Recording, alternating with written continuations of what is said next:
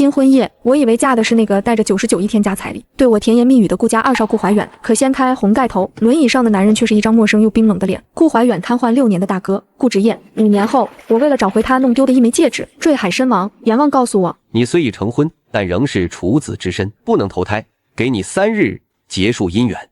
我拖着湿透的身体回到顾家，把戒指递给他，他看都没看我一眼。太慢了，去祠堂跪着。我转身离开时，听到佣人窃窃私语：那枚戒指是大少爷当初向林曼西求婚的戒指，听说林曼西要嫁给二少爷了。而我这个跪在祠堂里的妻子，不过是他用来掩盖旧情伤痕的摆设。3天后，我要么和他同房，要么和他离婚。可这个男人连我为他坠海都不曾多看一眼。我在冰冷的祠堂跪了整整1夜。第2天清早，拖着僵硬的身体走出门时，迎面就撞上我亲妈。她看着我头发凌乱、浑身湿透的狼狈样，不仅没半句关心，反而嫌恶地皱紧了眉头。你这副样子，哪还有半点顾家少夫人的体面？快去收拾收拾，你弟弟投资又亏了，公司都抵押了，赶紧找直彦拿钱填窟窿。我低垂着眼，涩声说：“我昨天替直彦去海里捞戒指，掉进海里差点淹死。”我鼓起最后的勇气看着他，妈，我想跟顾直彦离婚。他瞬间暴怒，指着我的鼻子破口大骂：“你想都别想，一个二婚女人，谁还要你？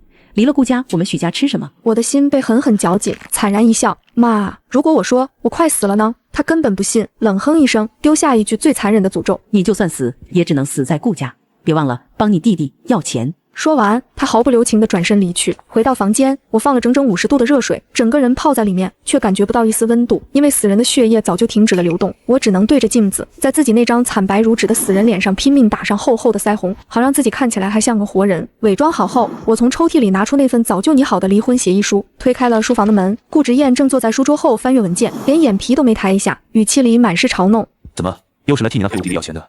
我娶的到底是你许星洛，还是你们整个许家？”我压下心底的翻涌，将手里的文件轻轻放在他面前：“你误会了，我是来找你签协议的。”顾直彦扫了一眼封面上离婚协议书5个大字，眼神骤然结冰。他猛地抓起协议书，狠狠砸进脚边的垃圾桶里，厉声冷笑：“为了要钱，你连离婚都敢拿来威胁我了？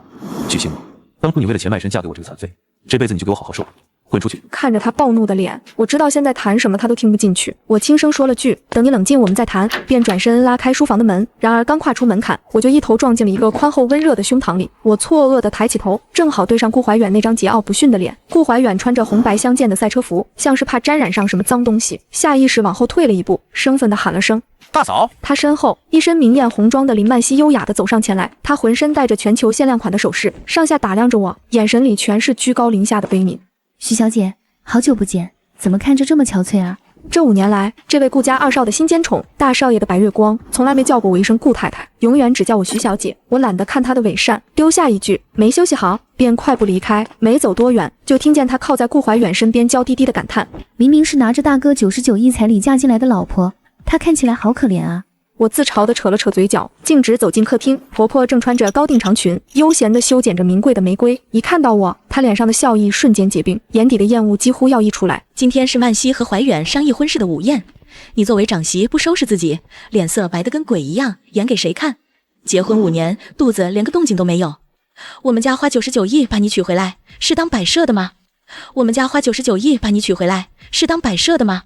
我咽下喉咙里翻涌的苦涩，平静地看着他：“妈，其实这5年，我和直彦从来没有同过房，他没有问题，只是嫌我恶心，根本不想要我。”看着他错愕的神情，我干脆把话说绝：“妈，我想跟直彦离婚，求您帮帮我。您也是女人，应该懂守5年活寡是什么滋味。”婆婆上下打量着我单薄如纸的身子，突然无比刻薄地冷笑出声：“没想到你看着温柔贤惠，背地里却这么放浪，这么迫不及待想找男人了。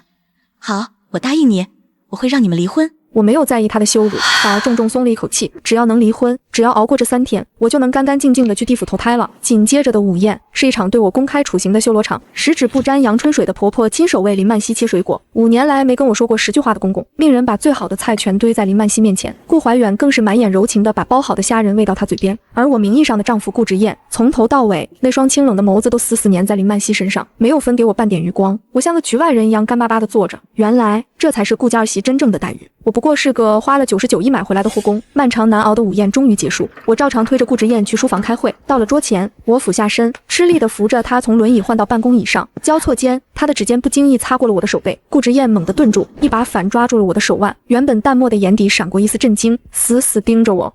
你的手怎么冰成这样？顾直彦触电般收回了手，眼神瞬间恢复了那一贯的冷漠。衣服穿薄了就去家，别在这里碍眼。我要开会了，出去。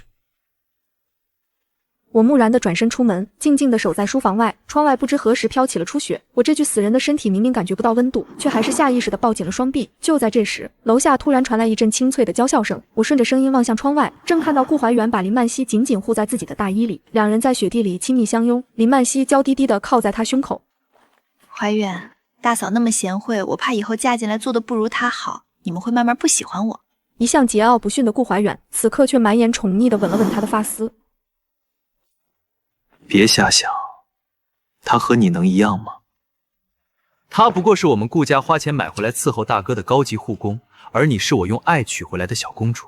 听着这番话，我死寂的心底泛起一阵悲凉。原来在这个家里，连当初口口声声说爱我的顾怀远，也只把我当成一个明码标价的工具。下午4点半，我像往常一样走进厨房。每天下午5点，顾直燕都要喝一杯我亲手煮的美式咖啡，这是她在这栋别墅里唯一不排斥我的地方。可过了明天，我就要去地府投胎，再也不能给她煮咖啡了。我拿出一叠便利贴，把煮咖啡的每一个步骤、水温和克数细细写下，贴在咖啡机上。想了想，又忍不住写了第2张，贴在杯垫旁。咖啡虽然提神，但也请注意休息。4点50，我端着滚烫的咖啡，拖着越来越僵硬的身体走向书房。书房的门虚掩着没有关严，我刚准备抬手推门，里面却传出了林曼希带着哭腔的哀求声。明明刚才还在楼下和顾怀远甜蜜赏雪的她，此刻竟然背着所有人悄悄溜进了我丈夫的房间。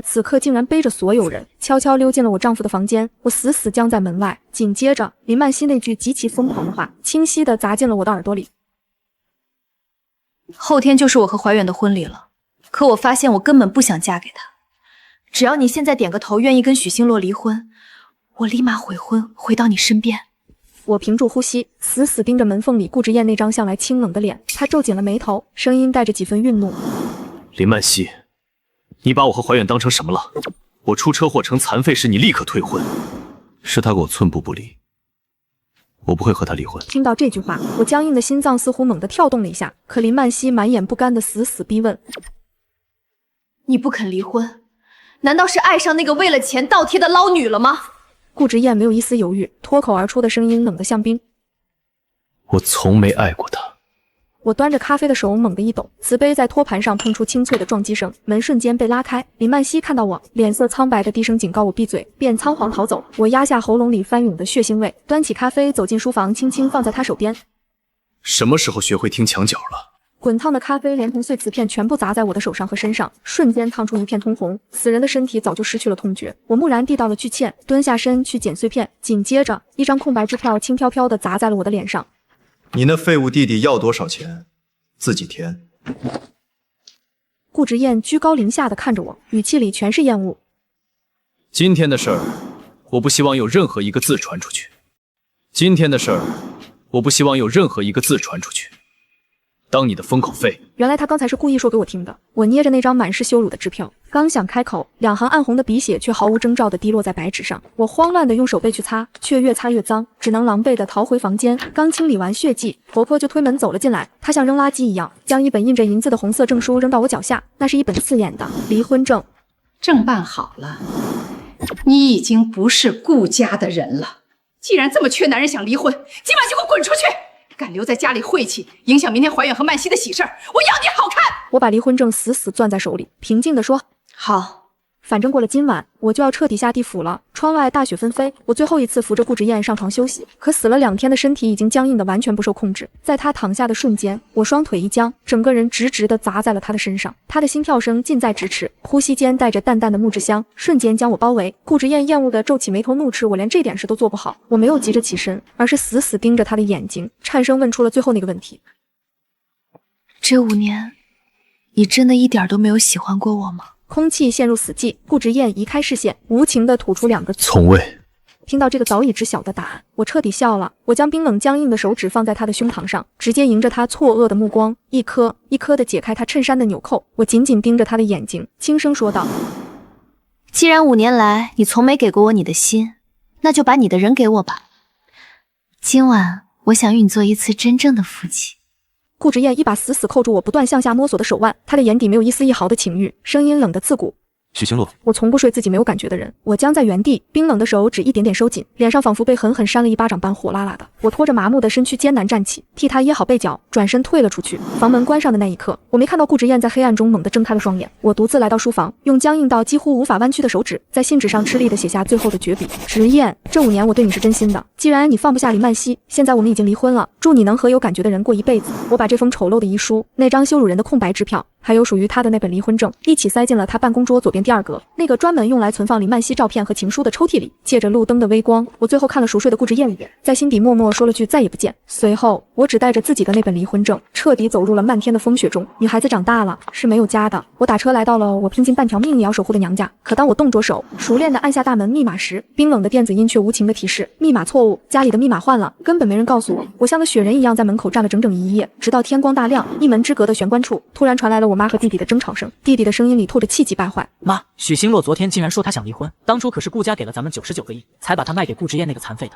他要是敢离婚，咱们拿什么把钱还给顾家？听到这句话，我悬在半空准备敲门的手瞬间将死在风雪里。原来5年前那场震惊京圈的骗婚，根本不是顾家一手遮天，而是我的亲生母亲和亲弟弟为了这99亿，把我像货物一样卖了。全世界都知道我是个用来换钱的血包，只有我像个傻子一样，为了还债，在顾家当牛做马整整5年。吱呀一声，大门突然从里面被拉开，我妈看着门外脸色惨白如纸，浑身落满积雪的我，嫌恶地倒退了一大步。你像个鬼一样站在这里，一声不吭，想吓死谁呀？我红着眼眶死死盯着他，麻木地伸手入怀，将那本红底银字的证书直直地递到他的眼皮底下。妈，我已经和顾直燕离婚了。他一记重重的耳光狠狠甩在我的脸上。我妈看着那本刺眼的离婚证，歇斯底里地冲我咆哮：谁准你离婚的？我跟你说过，就算你死，也得给我死在顾家。喉间猛地涌起一股腥甜，暗红的鲜血顺着我的嘴角，一滴滴砸在雪白的大地上。我麻木地看着他，妈，我确实快死了。可他眼里只有拿不到钱的暴怒，一把将我狠狠推倒在冰冷的雪地里，指着我的鼻子破口大骂：那你就去死啊！你要是死不了，就立刻给我滚回顾家，跪着求顾直燕复婚，否则我再也不认你这个女儿。你也别想再踏进许家大门半步。冰冷的雪水彻底浇灭了我心底最后的一丝火星。我看着这个生我养我的女人，艰难地从雪地里爬起来，一点点擦掉嘴角的血迹。妈，你放心，我不会再回许家，我只是回来看你们最后一眼。以前有顾家养着你们，以后没顾家兜底的日子，你们好自为之。说完，我决绝地转身，一步步走向漫天风雪，彻底斩断了在这个世上最后的羁绊。而此时的顾家别墅里，顾直燕刚刚醒来，看着空荡荡的房间，她的眉头烦躁地拧成了死结。房门被人推开，进来的却是一身喜气的弟弟顾怀远。他走到轮椅前，语气里带着几分做作的试探：大哥，明天就是我和曼希的婚礼了，我希望你能真心祝福我们。顾直燕眼底蒙上一层寒霜，冷冷地吐出几个字：祝你们幸福。看着顾怀远如释重负的离开，顾直燕拿起手机，直接点开隐私相册，那里藏着林曼希的1390张照片。她面无表情地点击全选删除，随后将林曼希的所有联系方式彻底拉黑。做完这一切，她盯着窗外一天一夜没停的大雪，心头那股莫名的焦躁越来越重。她打开我的对话框，发出了极其无情的最后通牒：你喜欢待在娘家就一直待着，今天不回来，以后永远也不用回来了。时间推移到深夜，楼下顾怀远的单身狂欢派对吵闹不休。顾直燕独坐在书房里，房门却突然被人一把推开，双眼通红的林曼希死死盯着他，开口就是崩溃的质问：明天我就要结婚了，你凭什么在这个时候拉黑我？难道你真的要亲眼看着我嫁给你弟弟吗？既然你这么绝情，那就管好许星洛的嘴，让他替我保密。顾直燕看着眼前这个曾让他爱到发狂的女人，眼神里只剩下冷漠与不耐。人都要为自己的选择负责，出去。还有，许星洛从不说人是非。林曼希浑身一僵，死死盯了他好一会儿，突然发出一声凄厉的苦笑：直燕，你知道吗？你刚才下意识护着许星洛的样子，简直和当初你爱我的时候一模一样。听完林曼希的话，顾直燕猛地合上手里的书，眼神冰冷地指向门外。你走吧。看着林曼希绝望离开的背影，顾直燕烦躁地拿出手机，我的对话框依旧是一片死寂，没有任何回复。可他根本不知道，此时的我已经拖着将死的身躯，给自己埋好了墓地和葬礼。大雪纷飞的深夜，我抱着一束白玫瑰坐在出租车后座，司机正满脸幸福地给妻子打着电话，语气温柔地滴水：老婆，跑完这单我就回家，太晚了你先睡，我爱你。挂了电话，司机从后视镜里看到我惨白如纸的脸，忍不住开口：姑娘，雪下的这么大，你家里人怎么放心你一个人去墓地？我试图扯出一个微笑，脸部肌肉却已经僵硬的无法动弹。我看着窗外，声音轻的像是一阵风：我没有家人了，昨晚我刚离了婚，今早我妈和我弟跟我断绝了关系。司机愣了一下，慌乱的连声道歉。车厢里陷入了死一般的寂静。深夜11点30分，我到了云华墓园，距离我坠海身亡的最后期限只剩半个小时了。我走到我爸的坟前，放下白玫瑰，随后艰难地挪到旁边那块属于我自己的新墓碑前，无力地靠了上去。我用几乎无法弯曲的手指点开手机，给殡仪馆发去最后一条遗言：明早麻烦来帮我入殓，请把我埋得深一点，我怕被别人踩到。发完消息，我看到了顾直燕发来的那几条冷冰冰的威胁，犹豫了半晌，我还是拨通了他的电话，想做最后的告别。电话接通的瞬间，顾直燕带着冰冷怒意的声音无情地刺痛我的耳膜。现在是晚上11点45分，你打电话过来做什么？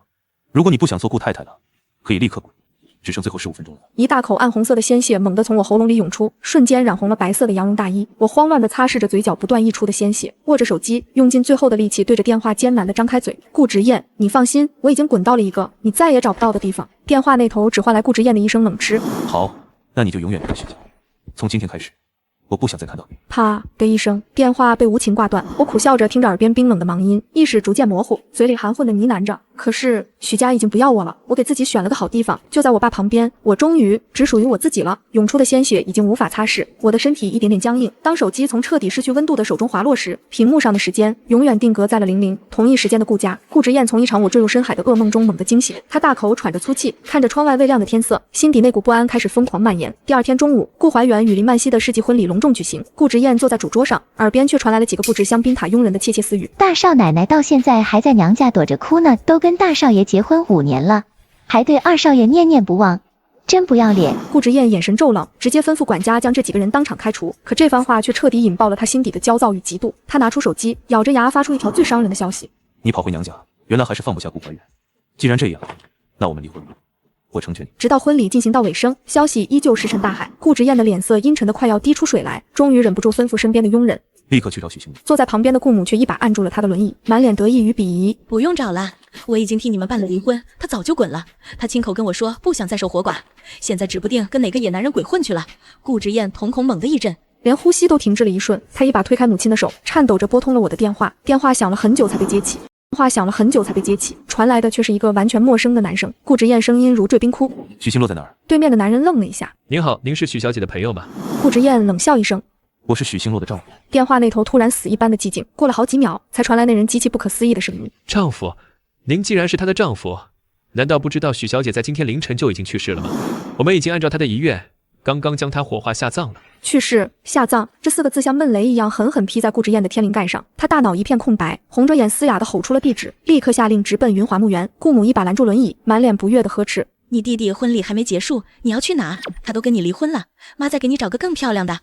我没同意，就不算离婚。顾直燕一把甩开他的手，眼神里透着骇人的疯狂。还有，除了许兴洛，我谁都不要。2个小时后，顾直燕的轮椅停在了偏僻的大树下，看着那块连照片都没有的崭新墓碑和2个正在鞠躬告别的殡仪馆员工，他浑身的血液几乎凝固，白纸黑字的死亡证明被递到眼前。顾直燕却死死盯着墓碑，像个彻底失去理智的疯子，咬着牙下令：我不信他死了，给我砸，把坟挖开。保镖们的撬棍强行掀开了沉重的石板，黑洞洞的墓穴里根本没有许兴洛，只有一个惨白的骨灰盒，上面静静躺着一本红底银字的离婚证。顾直燕颤抖着双手翻开那个红本，里面的照片竟然是他们结婚5年，顾母强行找人 P 出来的唯一一张合照。不可能，我不信。顾直燕一把抓起骨灰盒扔给保镖，双眼猩红的嘶吼。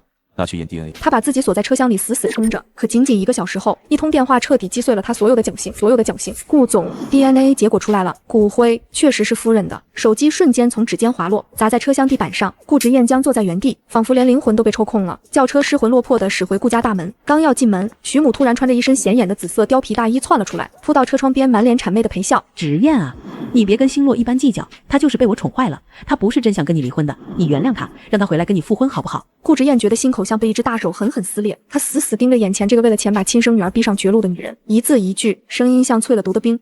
你不知道吗？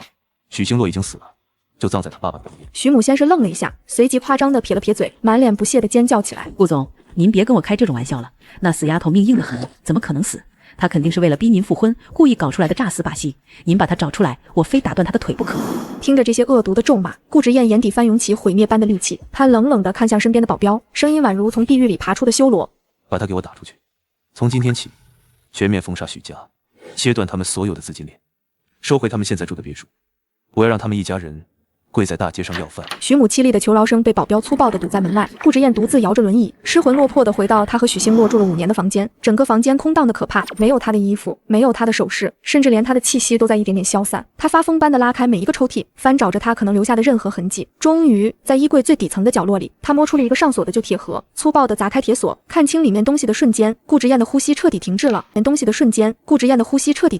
那是一沓厚厚的病历单和几条被鲜血染成暗红色的手帕，最上面那张诊断书上，胃癌晚期，多脏器衰竭，几个黑体字像淬了毒的刀片一样狠狠刺瞎了他的双眼。时间正是半年前，顾直燕的手抖得几乎拿不住那几张薄薄的纸，她颤抖着翻开压在下面的一本日记，许星洛清秀的字迹已经被眼泪晕染得模糊不清。今天他又为了林曼希凶我了，可是我的胃好疼，每天都在吐血，医生说我连吃止痛药都没用了。我想把一切都告诉他，可他却让我去死。倒计时最后3天了，如果我消失了，他是不是终于可以开开心心的娶林曼希了？看着那些刺痛灵魂的文字，顾直燕猛地想起这半年来许星洛越来越惨白的脸，想起他痛到蜷缩在沙发角落发抖，而自己却残忍地骂他装腔作势。巨大的悔恨和痛楚瞬间撕裂了心脏，一口腥甜猛地从顾直燕喉咙里喷出。他死死抱着那个带血的铁盒，连人带轮椅重重摔倒在地，发出绝望而凄厉的哀嚎。就在这时，助理跌跌撞撞地撞开房门冲了进来，手里死死攥着一个 U 盘，满脸惊恐。顾总，查到了，夫人临终前的那个血液，除了您的那通电话，还有人去过她的病房。是林曼希小姐拔了夫人的氧气管。鲜血染红了白纸，顾直燕死死盯着那封字迹扭曲的遗书，剧烈的绞痛瞬间贯穿心脏，她像个被抽去脊骨的废人，重重跌下轮椅，绝望地发出一声撕心裂肺的嘶吼。许星洛，他怎么可以这么混蛋？怎么可以把一个拿命爱他的女孩亲手逼上绝路？原来世界上最残忍的惩罚是当他终于明白自己的心意时，那个满眼是他的女人已经变成了一捧冰冷的骨灰。书房的门被猛地推开，顾怀远满脸焦急地闯了进来，却在看清桌上那份 DNA 确诊报告和带血遗书的瞬间如遭雷击。他一直以为许星洛是为了顾家的钱，可直到他死，他连那张空白支票都没有带走。巨大的愧疚感死死扼住了顾怀远的咽喉，这股愧疚彻底毁了他的新婚夜。婚房里，林曼希穿着极其性感的睡裙，娇媚地贴上顾怀远的胸膛，可顾怀远却嫌恶的一把将他推开。许星洛刚死，我没这个心情，今天算了吧。林曼希恼羞成怒，尖叫着砸碎了床头的台灯。顾怀远，你什么意思？他是你大哥的弃妇，死就死了，你装什么深情？有本事你怎么不跟他一起去死？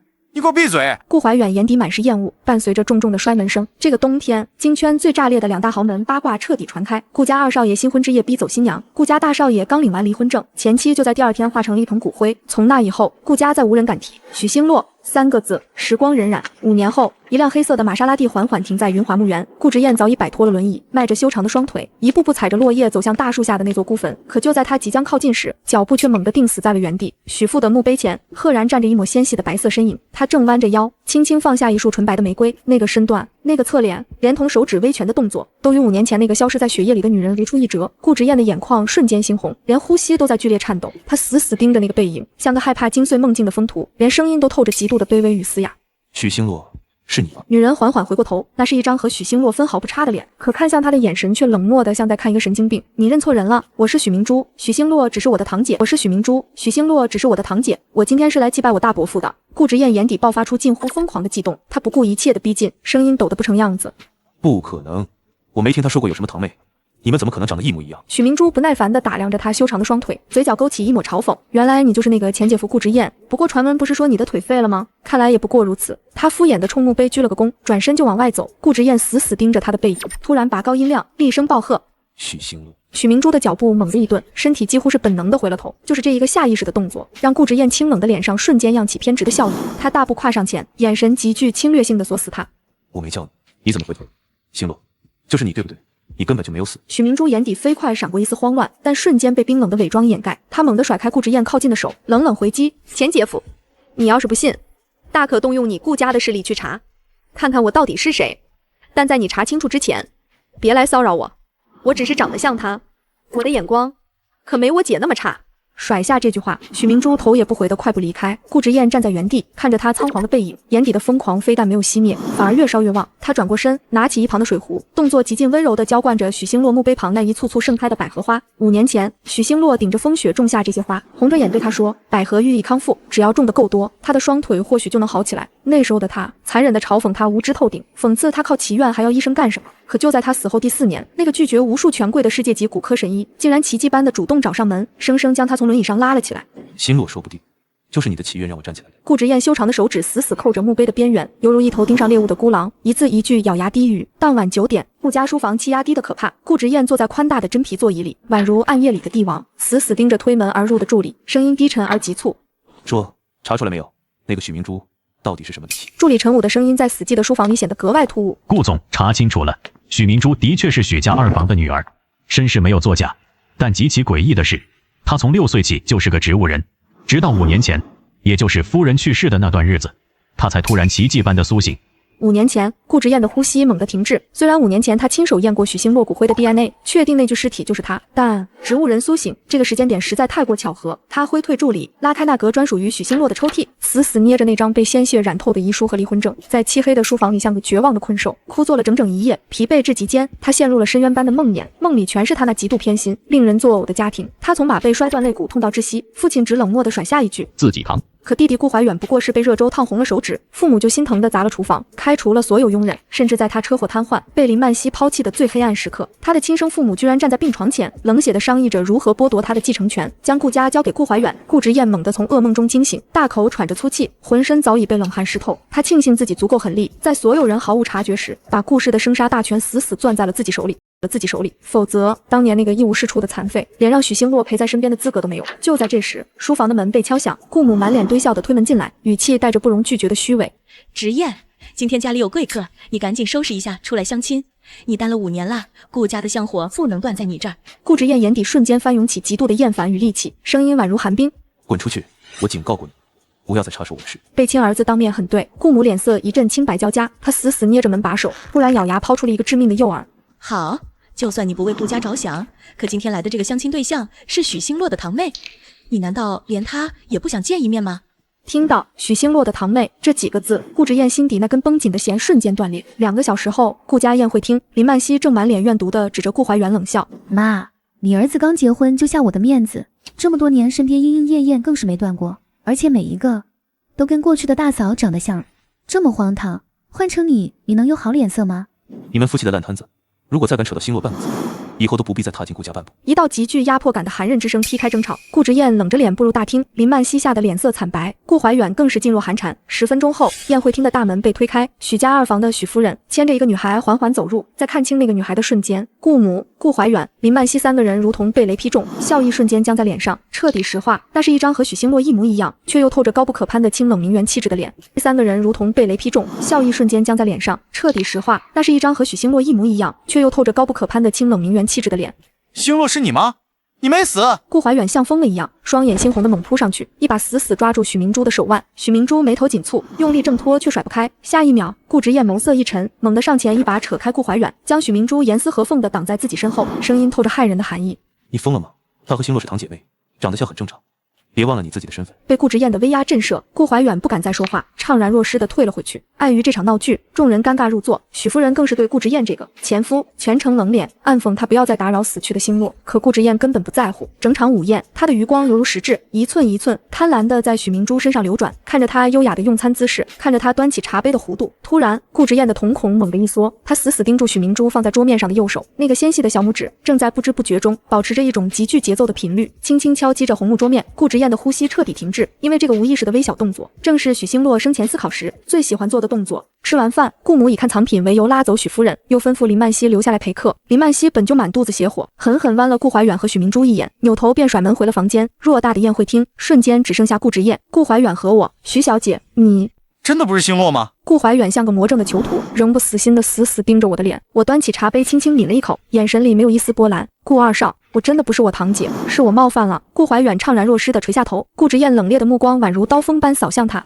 曼熙走了，你不去找他，今天家里有客人，别把顾家的脸丢尽。带着不容抗拒的极强威压，顾怀远只能灰溜溜的转身离开。我放下茶杯，懒得再陪这位前姐夫演戏，转身就往外走。顾总慢慢坐，我去找我妈。刚迈出一步，手腕就被一股滚烫又强势的力道猛地攥住。星洛，别急着走。顾直燕的声音低沉暗哑，透着让人无法挣脱的执念。我强压下心头的慌乱，用力甩开他的手，语气里满是不耐烦。顾总，我都说了我不是。刚才吃饭时，你的小拇指一直在敲击桌面。顾直燕步步紧逼，深邃的桃花眼死死锁住我，仿佛要将我整个人拨开看穿。以前许星洛想事情的时候，也总喜欢这样敲击小拇指。你们的频率、神态分毫不差。他猛地将我逼退到红木餐桌边缘，声音带着极具压迫感的侵略性。堂姐妹或许长得一模一样，但我不信，连下意识的微动作都能一模一样。我的心跳漏了半拍，表面上却突然冷笑出声。我干脆不再后退，反而主动向前迈了一大步，直接贴近他的身前。极近的距离下，我的呼吸若有似无地洒在他的脖颈间。我挑衅地对上他错愕的眼睛，一个微动作就能让你借题发挥？怎么，顾总看我和死去的姐姐长得像，想拿我当他的替身啊？想拿我当他的替身啊？顾直燕高大的身躯猛地一僵，眼底的疯狂瞬间化为浓烈到化不开的痛楚。他喉结艰难地滚动了一下，语气竟透出一丝极端的卑微与沙哑。你误会了，星洛在我的眼里是绝对的独一无二，这个世界上只有他对我不离不弃，可我却亲手把她弄丢了。这5年，我做梦都想找回她。听着这迟来5年的深情，我只觉得无比讽刺，忍不住冷声反问：既然这么爱，当初为什么要像扔垃圾一样弄丢她？我本以为这句带着刺的话会让她暴怒，可顾之燕却死死盯着我的眼睛，端起桌上的红酒猛灌了一口，声音里满是苦涩。我和她的婚姻本来就是我父母和弟弟一手操作的骗局。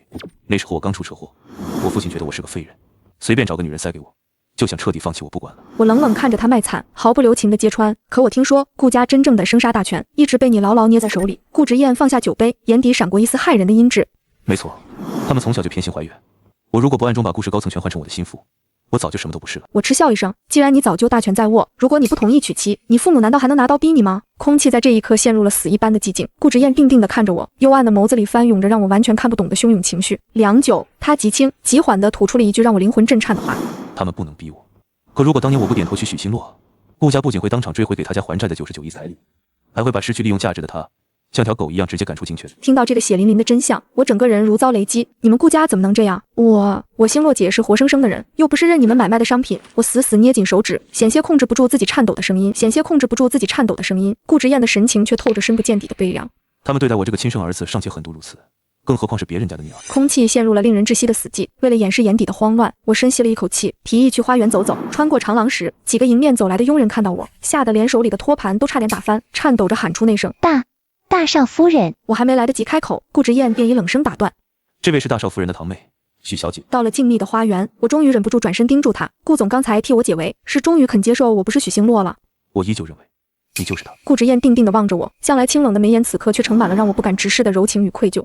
但我忽然觉得，对你来说，做现在这个被人捧在手心里的许明珠，应该远比做当年那个受尽委屈的许星洛要幸福得多。这句话就像一把钝刀，狠狠扎进了我伪装坚硬的心脏。我仰起头，看着他那张清冷金贵的脸，张了张嘴，却一个字也反驳不出来。好在许夫人正好欣赏完藏品，来花园接我离开，彻底打破了这致命的拉扯。顾母和顾直燕一路将我们送到顾家大门口，我故意躲避着顾直燕的视线，只想赶紧逃离这栋让我压抑了5年的别墅。可就在我即将转身踏入车厢的那一瞬，顾直燕突然上前一步，高大的身躯瞬间将我笼罩。她俯下身，将温热的唇息极具侵略性地贴向我的耳畔，用只有我们2个人能听见的声音，一字一顿地砸下誓言：我会证明你就是许星洛。没等我回过神，他已经后退半步，绅士而强势地替我关上了车门。看着绝尘而去的轿车，顾母的脸瞬间拉了下来，满眼嫌弃地看向顾直燕。这许明珠家世虽好，可长得跟许星洛那个晦气东西一模一样。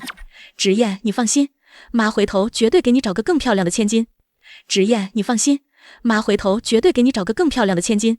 我说过，永远不要再插手我的事。顾直燕周身的温度骤降至冰点，一记极度冰冷狠厉的眼神扫过去，直接将顾母的话堵死在喉咙里。她冷冷甩下这句话，转身就走，连一个多余的余光都没给她留。另一边，疾驰的轿车里，许夫人握着我的手，一双眼睛仿佛洞若观火。明珠，你今天见了顾直燕，觉得她这人怎么样？我强压下心头剧烈的起伏，故作轻松地笑了笑。她跟外界传的不太一样，既不残疾，也不像别人说的那样冷血无情。明珠，你知道吗？许夫人轻轻拍了拍我的手背，语重心长地扔下一颗惊雷。当你开始对一个男人产生好奇，也就意味着你对他产生了兴趣。这绝不可能，我想都没想，斩钉截铁的一口否认。我转头看向窗外飞速倒退的街景，死死攥紧了裙角。顾直燕确实聪明到可怕，竟能透过这具皮囊一眼认出我的灵魂。可作为死过一次的许星洛，我比这世上任何人都清楚，我绝不可能在顾直燕这棵树上吊死2次。回到许家，我彻夜难眠，思绪瞬间被拉回了5年前地府那个昏暗的大殿。判官满脸愧疚地拿着生死簿对我鞠躬。许星洛，实在抱歉，是我们算错了，你本该还有50年的寿命作为补偿。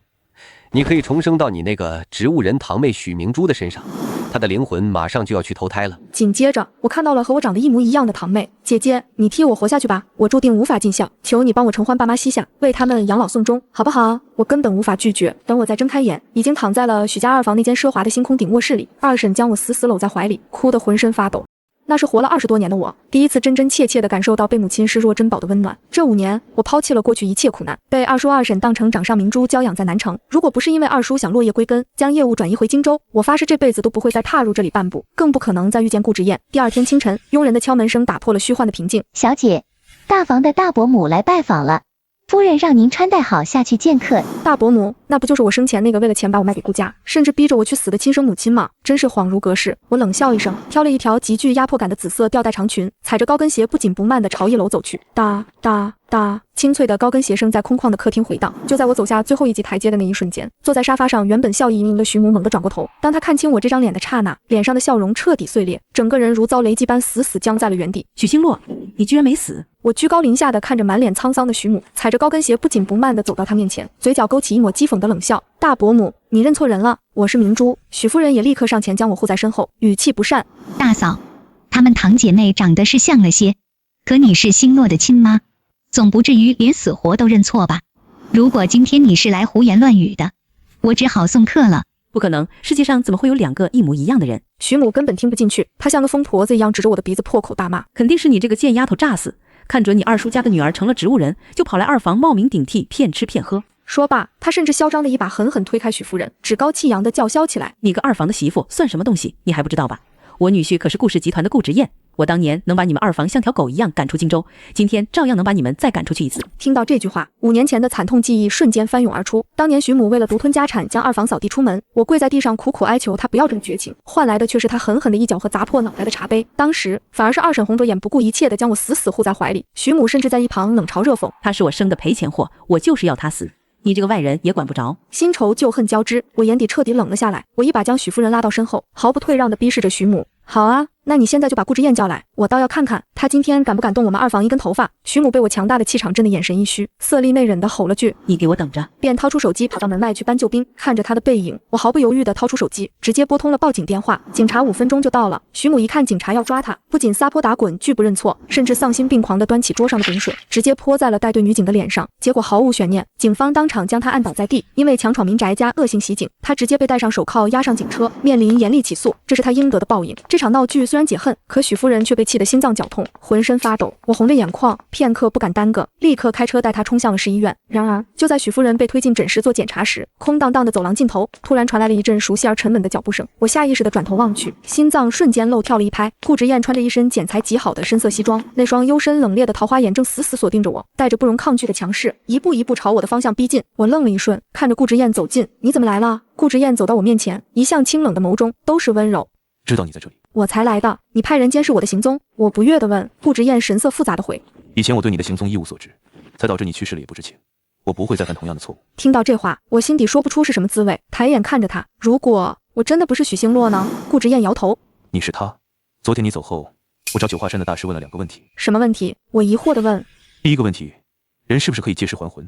答案是可以。顾直燕的目光就那么一动不动地看着我，又说：第2个问题，你是不是借尸还魂？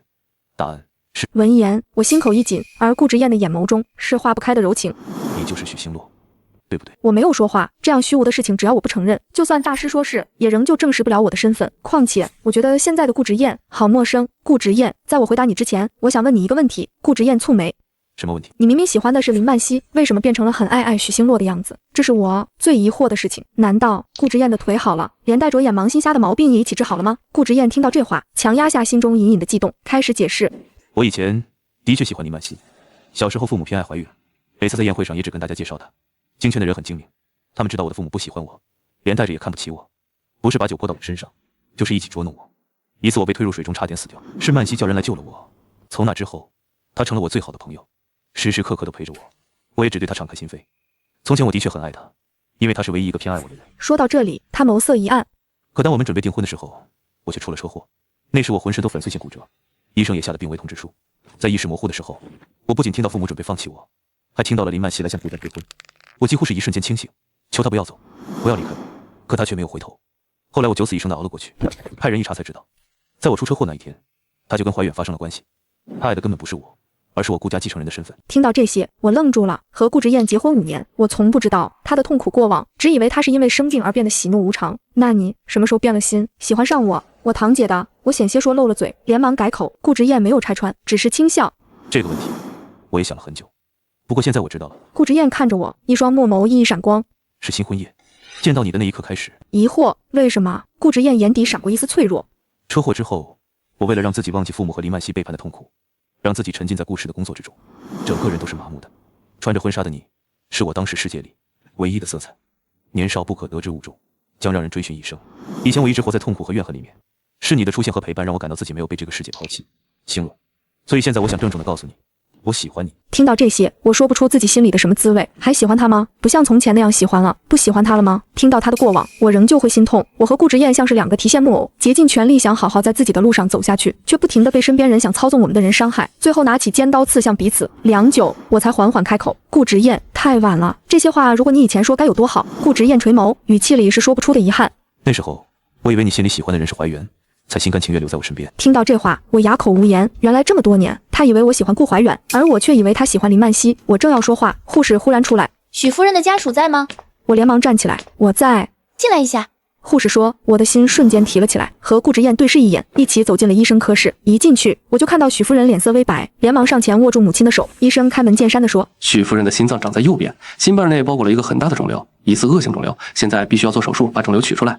可是许夫人的心瓣和常人不同，只怕一般的医院做不了，全球范围内也只有南河医院的叶淑全医生能做，但他现在一般不坐诊了，私人想请他去做手术也是十分困难。听到这话，我脑袋轰地一声，如果不取出来，会影响生活吗？医生声音低沉：不但会影响生活，还会死。我脸色惨白，看着许夫人眼尾发红。不行，我不想失去妈妈。许夫人拍着我的手，神情忐忑地安慰我：妈没事，现在不是好好的吗？这时母女二人却听到一旁的顾之燕说：许夫人，明珠，这事就交给我吧。2天后清早，我刚起床，顾之燕已经等在许家了。见我下楼，开口道：我已经请到了叶医生，今天可以带许夫人去住院了。如果顺利，最迟明天就能手术。听到这话，一夜未眠的我才算是松了口气。谢谢你，顾之燕。我认真地看着面前的这个男人。顾之燕唇角微微勾起。以后再谢，先去医院吧。而后，他带着我和许夫人去了顾氏私人医院。许夫人的手术整整持续了10个小时。我焦灼地在手术室外走来走去，顾之燕时不时安慰我几句。不知过了多久，身穿手术服的叶医生和护士们一起出来，说：手术很成功，肿瘤也是良性的。闻言，我和顾之燕对视一眼，眼尾瞬间发红。顾之燕没忍住，把我一把拉进怀里安慰：没事了，没事了。感受到他炙热的胸膛，我的心猛地一跳。可我现在什么也顾不上了，连续紧绷的神经忽然放松，我只想在顾之燕的怀里痛快哭一场。手术成功后，许夫人恢复得很快，我每天陪着母亲，顾之燕也每天过来看看望。在这个过程中，我接到警察局打来的电话：许小姐，之前您报警的许太太，由于袭警已经被提起公诉，判处有期徒刑2年，并赔偿被袭击的女警医药费和精神损失费3万块，但她没有钱，她的儿子也拒绝支付。许新阳拒绝支付，我唇角勾起嘲讽，这就是他的亲生母亲，一心所为的儿子。知道了，谢谢您警官。挂断电话后，我笑着把这事告诉了许夫人，许夫人这口恶气才算除掉。1个月后，许夫人出院那天，在南极搞科研考察的许家二叔许志邦才匆匆赶回。他知道一切是顾之燕帮的忙，万分感激，非要请他在家里吃饭。吃饭这天，顾之燕坐在客厅，和许志邦侃侃而谈当前的商业局势，目光时不时看向厨房和佣人一起做饭的我。一瞬间，他感觉仿佛回到了从前。吃饭时，许志邦和许夫人不停地给我夹菜，目光都是宠溺，我仿佛也早已习惯，时不时还跟他们撒娇。我的脸上洋溢着他从未见过的幸福。吃完饭，许志邦送许夫人回房休息，我送顾之燕离开，刚走出许家门外，顾之燕借着酒意想牵我的手，我却下意识躲开，她脸上闪过一丝低落，而后她看向我说：星罗，看到你现在过得很好，我就放心了。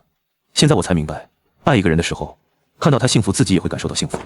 我知道你还是很排斥我，我会尽量控制自己，不再来打扰你。那晚之后，顾之燕真的做到了不再打扰。秋去冬来，我们偶尔在宴会上遥遥相望，她的目光始终克制而深情。直到除夕夜，一家人围坐在一起包饺子，我却心不在焉地把饺子皮捏成了包子。许夫人打趣问我是不是在想谁，我慌乱否认，可一抬头，却透过明亮的落地窗看到了漫天飞雪中那个高大落寞的黑色身影。我几乎是想都没想就推门追了出去。顾之燕，你怎么在这？她脚步一顿，转过身时，眼底带着几分掩饰不住的孤独。怀远和曼曦在闹离婚，家里太吵，我随便出来走走。看着他大衣上落满的雪花，我上前一步，一把拉住他冰凉的手。我家包饺子正缺人，你要来帮忙吗？他满眼不可置信地被我牵进了许家。二叔二婶不仅没有半点生分，反而热情地拉着他喝酒谈心。当许夫人端出一盘洗好的水果，笑着说：明珠特意嘱咐说你对芒果过敏，专门让人空运了你爱吃的车厘子。时，我看到顾之燕的身体猛地僵住了，她借口去洗手间，许久才出来。我守在门外，看着她泛红的眼眶，心口微涩。顾之燕，你眼睛怎么红了？她定定地看着我，声音哑得不成样子。星罗，这是我活了这么多年，第一次感受到被长辈真心疼爱是什么滋味。如果没有你，我这辈子可能都体会不到家的温度。话音刚落，砰的一声巨响，绚烂的烟花在窗外骤然绽放，照亮了整个夜空。我拉着她走到落地窗前，闭上眼，双手合十，许下了一个愿。许了什么愿？他轻声问。我转过头，对上他盛满星光的眼眸，展颜一笑。我的愿望是，明年我们还能一起过除夕。顾直燕的呼吸瞬间乱了，她小心翼翼地收紧握着我的手，嗓音里压抑着狂喜与期盼。星洛，你是原谅我了吗？你是不是愿意回到我身边了？我扬起下巴，故意傲娇的别过脸。许星洛是原谅你了没错，但许明珠可还没想好要不要和你在一起。顾直燕没有退缩，反而将我的手包裹得更紧。漫天烟火下，她低沉的嗓音砸下了一生一世的誓言。只要你肯给我机会，我会用一辈子来证明，不管你是谁，你都是我此生最爱的人。冰封了5年的心，终于在这一刻彻底迎来了春暖花开。我看着他，轻轻地点了点头。我相信你。